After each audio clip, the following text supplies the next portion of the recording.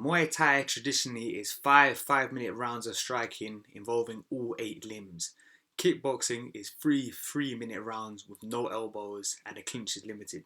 The clinch is big in Muay Thai with throws and sweeps being permitted. In kickboxing, the clinch is limited to only 5 seconds with no sweeps or throws allowed. Now, in reality, Muay Thai dates back several hundred years and has deep spiritual roots in Thailand. It's this spiritual past and the rules are the biggest difference between the two sports. I will discuss in detail more of the differences so you truly understand what makes Muay Thai kickboxing and how it differs from Muay Thai.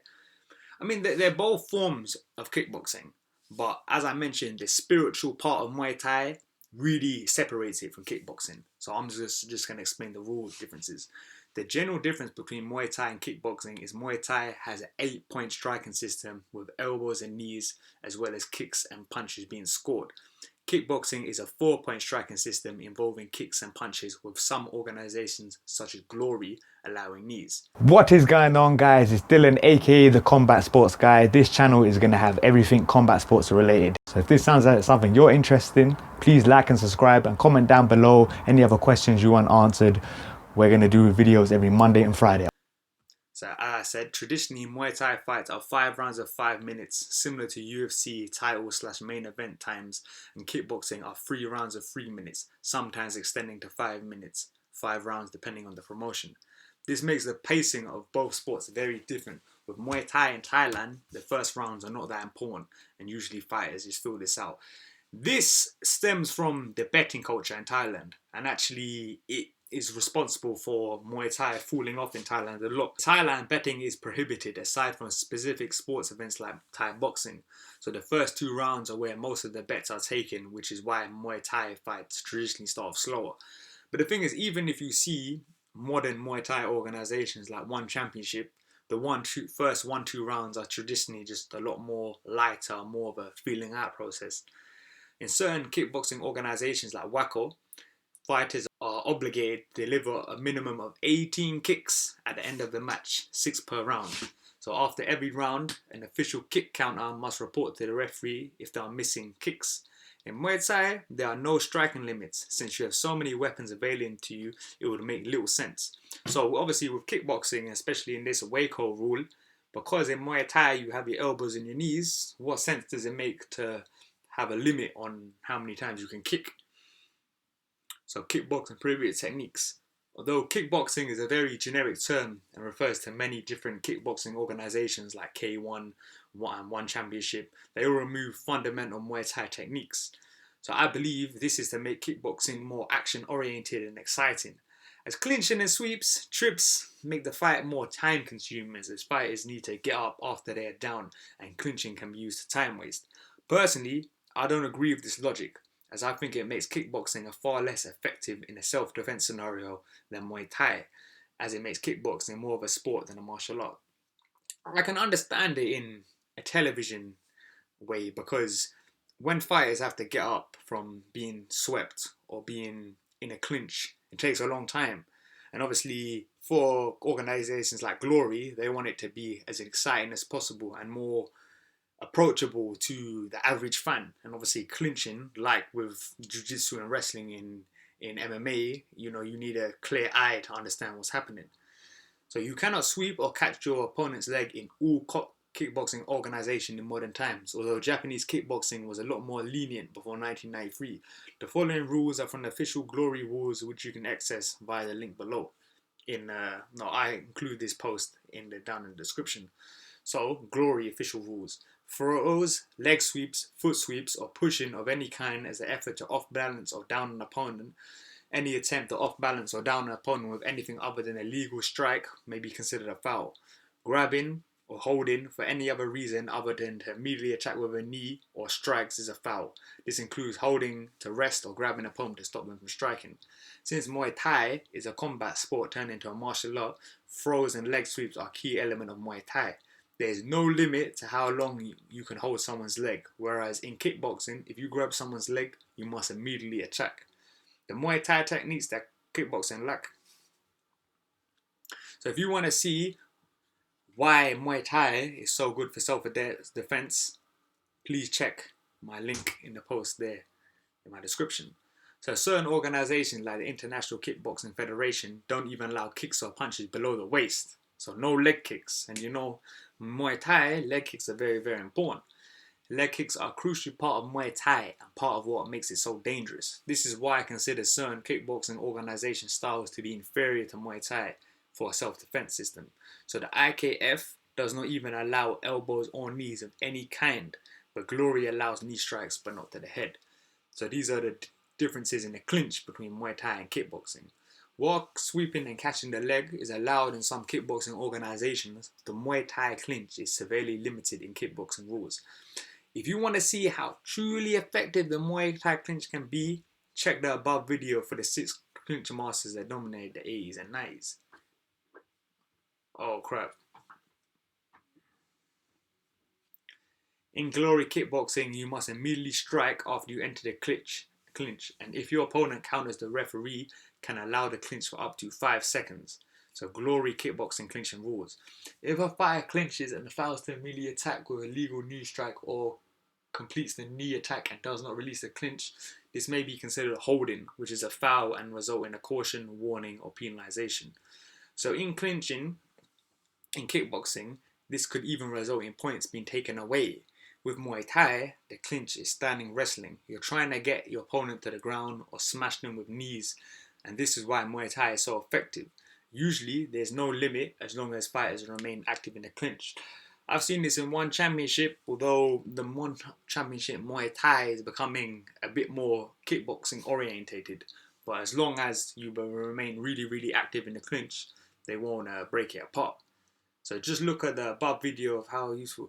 Unfortunately, some Muay Thai promotions like One Championship are leaning more towards the style of kickboxing clinching, with referees quickly separating the fighters. I believe this to make it more action-packed, but I don't like it as much as the clinch is so important to genuine Muay Thai. So history and culture, official story of Muay Thai. If you want to check this video, I've embedded it in my post down below. Culture. Muay Thai has a history that dates back at least 100 years, mostly to when Thailand was called Siam and was a battle-warring nation. Check this wiki post for more information and the above video for a documentary on the origin of Muay Thai. Muay Thai was a battle art for when soldiers lost their weapons on the battlefield and only had to rely on 8 limbs for survival. This is why all Muay Thai techniques leave you standing, as who wants to be on the ground in a battlefield? Doesn't seem smart to me. So like in Muay Thai, you know, the worst place you're going to be in a battlefield where people are killing each other is going to be on your bum, you know. You want to be standing. So this is why all the sweeps and throws still leave you standing in Muay Thai. So as I said, this is why Muay Thai is so effective for self-defense, as most of the blocks and techniques still work bare-handed. This isn't the same for other martial arts like boxing. So click here in my article down in the description for the differences between boxing and Muay Thai if you want to understand why boxing is less effective in a self-defense situation. I mean, simply put, a lot of the boxing relies on having the big gloves to protect yourself. So when you don't have these gloves, if you're fighting on the street, you know, boxing is a little bit less effective. Muay Thai's rich history has a tremendous amount of culture and spiritual practices embedded deep into the sport. If you want to know more about the spiritual side of Muay Thai, check my post there. Traditionally, respect is very important in Muay Thai, even between fighters and before every fight. Muay Thai fighters do the Wai Kru, which is a traditional pre-fight ritual to pay respect to the fighters, masters, and everyone who helped them in their path, and also to stretch and limber up before fighting. So this is the pre-fight dance Muay Thai fighters do before every fight. So Thai fighters wear the Mongkol, which is the headband, and forgive me for my pronunciation, Prajut armband. These both have deep spiritual meanings relating to the history of Muay Thai as a battle art, as they are meant to bring good luck to the soldier and protect them. This tradition dates back to ancient Siam when women of soldiers' families blessed soldiers with a piece of clothing to protect them in battle. In kickboxing, no such traditions are found in kickboxing, as kickboxing is more of an umbrella term and refers to all kicking and punching arts and has no specific cultural origin, while Muay Thai comes strictly for Thailand. Check this video in my post and you will see the differences between the American kickboxer and obviously Bukao. You will see kickboxers perform the Wai Kru, but 99 out of 100 they are Thai fighters who transition into kickboxing. A perfect example between the differences is shown in the above video in my post of bull cow performing the Y crew while the opponent is just standing there chilling. Generally, a Muay Thai fight will play with traditional Thai fight music to help Thai fighters with the natural 1-2 1-2 rhythm. This is the flutes and the meh. That was a prophetic interpretation. With kickboxing events happening in Thailand, there's no music present, and the only sound is the roar of the crowd and the noises of fighters' corners. History of kickboxing. The issue with comparing Muay Thai and kickboxing is assuming you're treating Muay Thai separately. Kickboxing refers to many different styles that are each unique and have different cultures. We need to look at them individually to understand what a general term kickboxing is. So there are different type of kickboxing styles. There's more, but this is the one I wrote about. American kickboxing, Dutch kickboxing, K1/Glory, and Chinese kickboxing, Sang Chao. What is American kickboxing? American kickboxing became popular in the 1960s and 80s in the USA and was not influenced by Muay Thai, but more so Kokujin karate and boxing. Sometimes there's a six-round kick limit with a kick counter official where only strikes above the waist are allowed. Rules: 4-point striking system, punches and kicks. Kicks are only above the belt. Throw sweeps and takedowns are banned. Clinch forces a reset of both fighters' positions. Differences between American kickboxing and Muay Thai. The above video between Duke Rufus and Chang Po Kin Grit was important in the 80s as Muay Thai in North America was unknown, and Ki Song Grit was one of the first Thais to travel outside of Thailand to showcase Muay Thai to the masses. And this is a big fight, so if you're into Muay Thai, definitely watch this. Notice how American kickboxing is very flashy with spinning back kicks and a bouncy style, while Muay Thai is a lot more controlled and simple. The best example of a modern American kickboxing style is Stephen Wonderboy Thompson. Remember the above fight, so when the Muay Thai fight in the 80s fought Duke Rufus, it was in kickboxing rules, so no clinch, sweeps or catching kicks. We can't even imagine how bad Rufus would have got smacked if it was full Thai kickboxing rules. What is Dutch kickboxing? Ernesto Hoost. Dutch kickboxing is a mixture of Western boxing and Muay Thai with a Dutch style. A Dutch low kick is different than a Thai low kick as it is thrown down in a downward chopping motion. Ernesto Hoost popularized the style. History of Dutch kickboxing. The Dutch developed this style in the 1970s after a Dutchman travelled to Japan to learn more about Japanese kickboxing, which was a mixture of Kokujin karate and Muay Thai. The Dutch Kickboxing Association was created in 1976 by Jan Plas and Tom Harnick. Plas learned Kokujin karate from John Blooming, and Henrik wrote a book called The Godfather of Muay Thai. It looks a bit like Mike from Breaking Bad. Harnick is the grandfather of European Muay Thai and founded the NKBB Dutch Kickboxing Association in 1976 and several other associations. So the rules in Dutch kickboxing: 6-point striking system, punches, knees and kicks, no elbows, kicks are only above the belt. Clinch fighting, throws and sweeps are allowed. Elbows are banned. Clinch is allowed but must be used offensively, but only one strike is permitted. I think this is wrong. Obviously you can kick below the legs, below the belt. So the differences between Dutch kickboxing and Muay Thai. Since Dutch kickboxing is heavily influenced by Muay Thai, the differences are a lot more subtle than with American kickboxing. Since elbows are not allowed in Dutch kickboxing, the guard is more like a traditional boxing guard that has been changed to defend kicks. In Muay Thai, punches don't score high, but in Dutch kickboxing they do. So boxing combinations are a lot longer, usually ending in a low kick with a proper rotation of all the punches. Check this video on my post to see two Dutch fighters, and you see one is a Thai fighter and one is a Dutch kickboxer. In Muay Thai, the footwork is a lot slower and fights happen at a rhythmic 1-2 pace. The Thai clinch isn't as important with Dutch kickboxing and the style is more explosive, focusing on high-low strikes. So, because a good example in the UFC of a Dutch kickboxer is Joanna Jędrzejczyk. She's got some super surname. Yeah, what is K1 kickboxing? K1 is a Japanese kickboxing promotion like the UFC, which was created in 1993. It's evolved to become a general term for kickboxing and its own martial art style. The style is a blend of Muay Thai, Kokujin karate, and American kickboxing. History of K1. K1 started in Japan in 1993 as a way to test who were the best kickboxers from various styles. Dutch kickboxing, boxers, karate, to see who was the best, like the early days of UFC, but for kickboxing. K1 proved to be very popular with numerous different tournaments formats from World Grand Prix Final Eliminator, just like in Street Fighter when 16 men faced off against each other on one evening until there was only one winner. In 2010, K1 and its parent company FEG were caught into financial problems, and even Sim Roots, the owner of the Dutch kickboxing promotion It's Showtime, claimed in January 2011 that some fighters from It's Showtime has not been paid for their fights in K1. The entire K1 brand, with most of its trademarks except K1, Koshin, K1 Max and Dream, was sold to the Japanese Relay Stern Barbers and Corporation Limited on July 28th, 2011.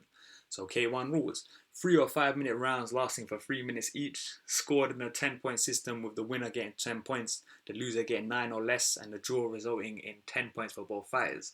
3 knockdowns in a round result in a technical knockout. If there's a draw after 3 rounds, the scores are discarded, and there's another 1-2 3-minute round with judges scoring separately, or Japanese kickboxing. Japanese kickboxing is a mixture of karate and Muay Thai. It was created by Taisao Yamada, a karate expert who was interested in learning Muay Thai, and in 1959 he called the new sport karate boxing. History of Japanese kickboxing. On December 20th, 1959, a Muay Thai event held by Thai fighters was held at Tokyo Asakusa Town Hall in Japan. Tatsuo Yamada, the creator of Nihon Kempo Karate Do, was interested in Muay Thai, and in 1959 he said the following when he created karate boxing: "The draft principles of project of establishment of a new sport and its industrialization." In 1963, there were karate vs Muay Thai fights. 3 fighters from the Oyama Dojo traveled to the world famous Lumpini Thai boxing stadium in Thailand and won 2-1 against the Thai fighters.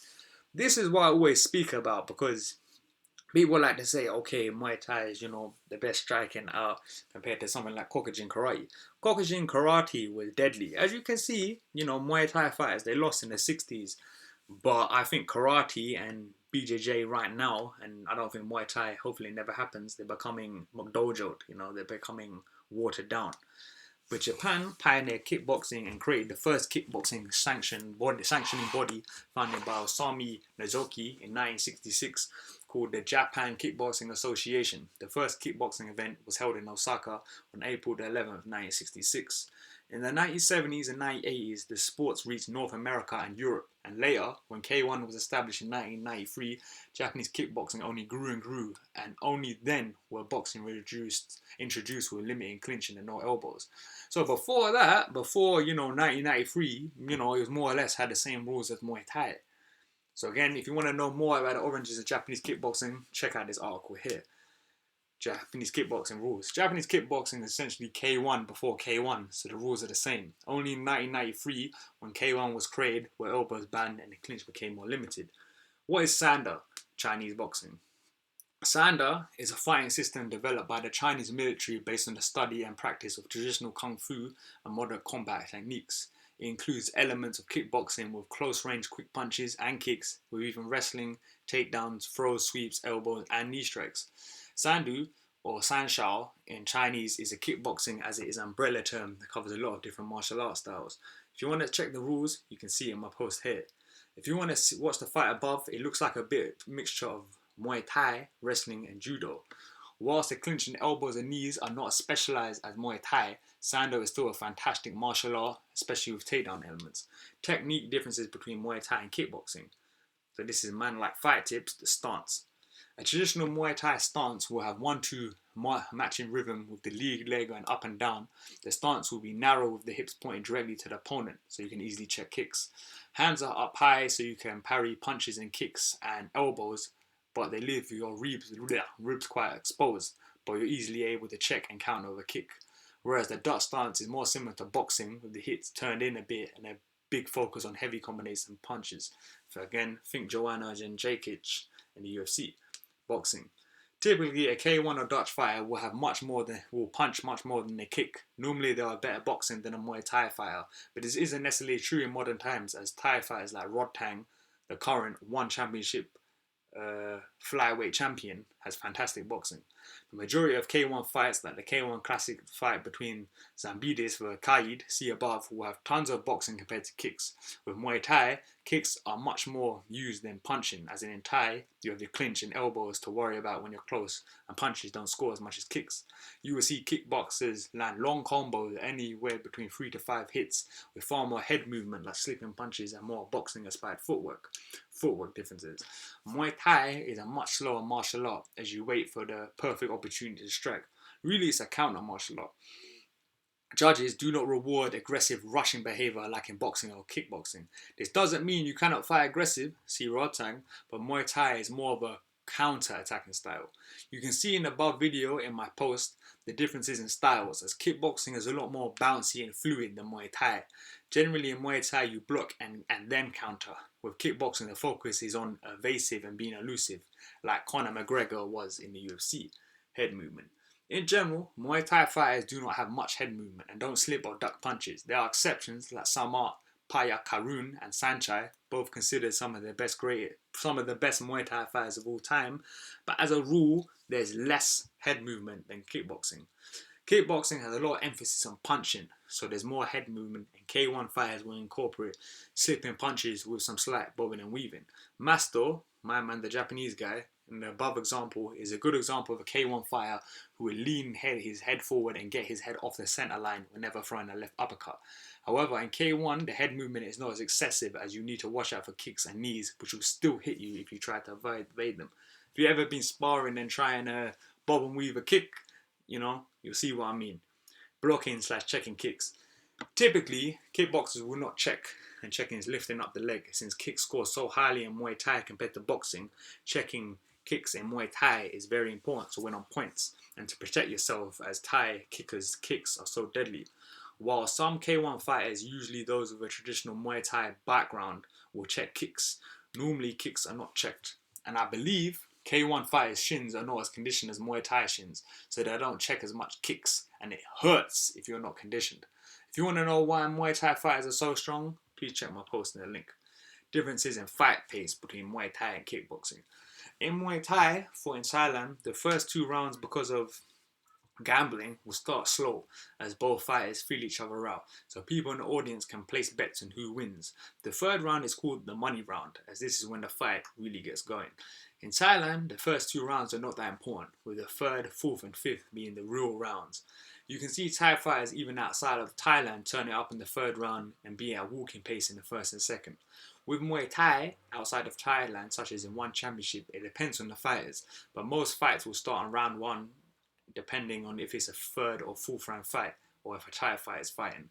With K1, no matter if it's a 5-round fight or 3-round fight, fights typically start and end hard, which is why K1 organizations like Glory are so exciting to watch. Kickboxing doesn't have the same culture of slow starts like Muay Thai. This is why the fight pace is different. So which is better, kickboxing and Muay Thai? I believe Muay Thai is better for combat, as it's a combat art turned into a martial art, whilst kickboxing, whilst being effective, it lacks many key self-defense components such as the clinch and elbows. Despite kickboxers usually having better boxing than Muay Thai fighters, the clinch and elbows on the inside usually make up for this. Now, the argument between kickboxing versus Muay Thai is more difficult. Dutch kickboxing is more difficult to answer, as assuming the Dutch kickboxers have elbows and knees, most of the other techniques are derived from Muay Thai. I still believe Muay Thai is more effective, as a clinch is a big part of it, and at least in modern Glory rules, whilst the clinch is still there, it is watered down so much that Dutch kickboxers will not treat the clinch with the same importance as traditional Muay Thai. And especially in my opinion, if you want to do MMA one day and want to choose between Muay Thai and Dutch kickboxing, I would recommend learning Muay Thai, because the clinch is a super important part of MMA. So if you train Dutch kickboxing, you're just not going to have as good of a clinch as you would have done if you trained Muay Thai. So if you're comparing American style kickboxing with no knees, elbows or attacks below the belt, Muay Thai is far superior in every single way. With K1 and Dutch kickboxing, the competition is a lot closer, but I still think Muay Thai edges it because of how important the clinch is in Muay Thai. So this is Dylan from Combat Sports Guy. Please like and subscribe if you like this video. Comment down below any questions you want answered, and I hope you have a wonderful day.